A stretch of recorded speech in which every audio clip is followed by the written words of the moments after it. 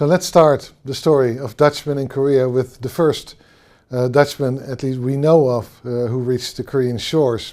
And that's the story of Jan Janson Weltevree, who arrived in Korea and stayed there until his death. His story is an interesting story, but it would help to understand this story and to be able to contextualize and position his story if you have some background knowledge on the activities of the Dutch East Asia Company in the 17th century. So I'll leave that to you, but you can understand the lecture without it, but it does give it more depth if you know slightly more about the Dutch activities in different parts of the world in the 17th century. I'll not do that here, I'll just show you this map and ask you to observe the many different places the Dutch East Asia Company was active. Its trading routes, which included the route which will play an important part in our story between Batavia in what was then part of, at least partly, the Dutch Indies, and Dejima near Nagasaki in Japan, because that's on that trading route caused two of our heroes to end up in Choson. Let's start with the first one. Jan Janson Weltevree. He was born in 1595, we think, probably, but we're not entirely sure, in De Rijp. For that matter, we're not entirely sure that Weltevree was his last name, but it seems the most reasonable guess. He was a sailor for the Dutch East Asia Company. And he sailed to Batavia, which is now Jakarta in Indonesia, in 1626 on a ship called, appropriately perhaps, the Hollandia. In 1627 he became a sailor on a different ship, smaller ship, the Ouwekerk, which arrived in Dejima in Japan in the same year. And in the same, and on the way back he was supposed to have, or the way leaving Japan, he was supposed to have been tasked with finding potable, drinkable water on what turned out to be Jeju-do, with two of his shipmates, Dirk Gijsberts and Jan Pieterse Verbaast.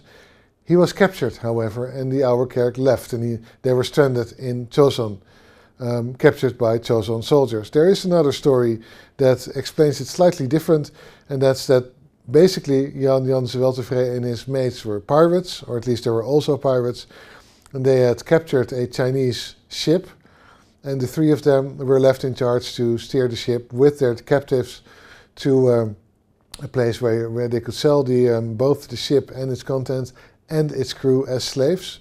But the Chinese sailors managed to capture them in turn, and they basically left them in the care of Choson, the Choson state. I'm not sure which one of the two stories is the true story. I have a slight preference for the second story. It sounds more like it could have happened that way than the first story. The first story is a bit, as if somebody has edited the past. Important part here is the fact that Weltevree and his two companions arrive in Choson and they are not allowed to leave. Why?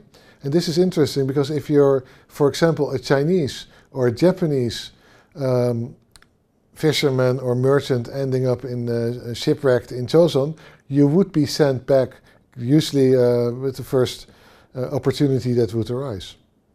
This did not apply to Weltevree and his companions, and not merely because the Choson state wasn't entirely clear on what country these people came from, but this has much more to do with a very tense situation regarding the transition in China between the Ming dynasty and the Qing dynasty. So from the Han Chinese Ming dynasty to the Manchu Qing dynasty, which was extremely traumatic for Choson. The Ming having helped Choson to survive the Japanese invasions of the very late 16th century. Choson really didn't want to recognize the Qing, and as a result they were invaded twice by the Qing, the Manchu Qing armies. And this has something to do with Weltevree and his companions as well. Weltevree and the other two apparently possessed valuable knowledge. they knew how to cast modern cannon, they knew how to make guns, they knew how to use them. So all three of them, instead of being repatriated to wherever they came from, if the Joseon government would have been able to find out, they were employed in the Hulyeon Dogam, the capital defense unit, the unit tasked with the defense of the capital and the king. And they were kept busy because when the Manchus invaded for the third time, or the second time in 1636, 1637, all three fought the Manchu armies. And the year that they had arrived in Joseon, 1627, was the year just after the first Manchu invasion. The second invasion was meant to break Joseon's resistance for once and for all, and to have the Joseon king recognize the Manchu emperor as his one and true emperor. And the Manchus succeeded in doing this. They defeated the Joseon armies. There were some really hard, tough battles, pitched battle. The king was brought to his knees quite literally after he had surrendered in the fortress, the mountain fortress where he had been hiding. And the fact that this was a very difficult period for Joseon is also reflected in the death of two of Weltevrey's companions. The other two Dutchmen died fighting the Manchus in the Joseon army. Weltevrey is the only one who survived. By this time, he had probably already become Pakyon. So he had a Korean name. You can imagine Weltevrey doesn't really translate well to 17th century Korean, and he adopted a Korean name. We know that his name is Pakyon, and we also see that in the records for the military state examinations, there is a Pakyon who passed the military state examinations. Which, if that is him, we're not entirely sure, but it is mentioned that this Pakyon was first in his cohort with regard to fire weapons. So there seems to be a good match. Would be quite an impressive feat for somebody who had arrived in Joseon in his early 30s to be able to pass the military state examinations. Is not an easy thing to do. Whether it is him or not, I'm not entirely sure, because he already would have been 53 at this time, which is a ripe age to still pass the military state examinations. In the meantime, he had married with a local woman, a Joseon woman, had two children, one daughter and one son. The lineage the Pakyon belonged to no longer exists, so we don't know what happened to them. We know that they were there, and that's it. Now, why was he welcome in Joseon? Why would he have been really welcomed and given a responsible position within the capital defense unit? Well, basically because he had very useful skills, and this is not very different from the story from the foreigners in late Goryeo, for example. They were in demand because they could give the state what it needed at that moment, and the state in the 1630s and 40s and 50s needed military skills. It needed to be able to defend itself against the Manchu invasions, because it wasn't said that the second invasion would be the end of it. And then later on, it needed these skills because the next king, King Hyojong, who had been, as a result of the compromise or basically of the submission of his father to the Manchu emperor, had to spend many years in the Manchu capital of what is now Beijing as a hostage of the Manchu court.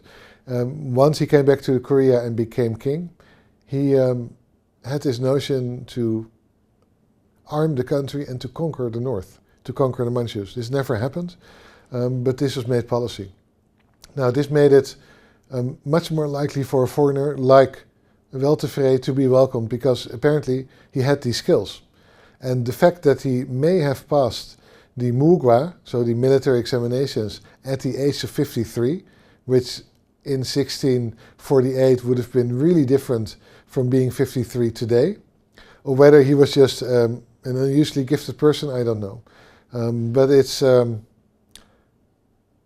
anyway, whatever the backstory is, it's quite an impressive story. So he's accepted in the ruling class, and being a soldier, military officer, wasn't the highest part of the ruling class, but nonetheless Weltevree became part of the lower elite of the country.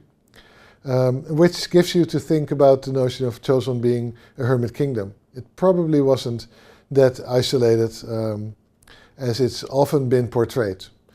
Japanese, and I mentioned this before, and Chinese castaways were, for example, always repatriated as soon as that was possible. It's different in this case. And then something happened. In 1653, Pak Yon is sent to Jeju-do, where he had been captured himself, to inspect new people who had been shipwrecked there. And they turn out to be Dutchmen as well. What are the chances? Then again, this was on a well-traveled shipping route by Dutch ships, so maybe the chances were actually quite okay. They turn out to be Hendrik Hamel and his crew. And this is where I think I will stop this lecture and go on with the next one, because Hamel deserves his own part of this lecture. But let's review the keywords before we go there. Jan Janse Weltevree, or Pak Yon, of course, he's the protagonist of the story. The VOC, which is the Dutch name for the Dutch East India Company, is important here to know, because this is the background of the Dutch sailors sailing the entire world. The Manchu invasions of the Qing dynasty are important, because this sets the background for the uses the Joseon court has for a foreigner like Jan Janse Weltevree, first under King Injo and then under King Hyojong. Hyojong had the notion in his head that Joseon really should conquer the north, the Pukbol or Northern Expedition, and in order to do that it needed the strongest possible army. And for an army like that, it needed the most modern cannon it could devise. And again, both Weltevree and his two other crewmates were well versed in making these cannon. Lastly, this episode tells us something about social status and social mobility, and this is worth going into in some more detail, because Jan Janse Weltevree is clearly not Korean, not Chinese, not Asian. He was clearly Dutch. He was seen as a barbarian, and yet he was given an opportunity not only to survive and to thrive, but also to become part of the ruling class. He married into Joseon society, as it were. He became a military officer, and he obtained social status, irrespective of his ethnic and cultural background. So this is a case of very pronounced social mobility across ethnic and cultural borders that usually is not associated with the Joseon dynasty at all. So this is in terms of the keywords that are important to understand and contextualize this lecture. I think these last two keywords with regard to Jan Janse Weltevree, social status and social mobility, the fact that he could obtain both, is an important reflection of what Joseon society was also like.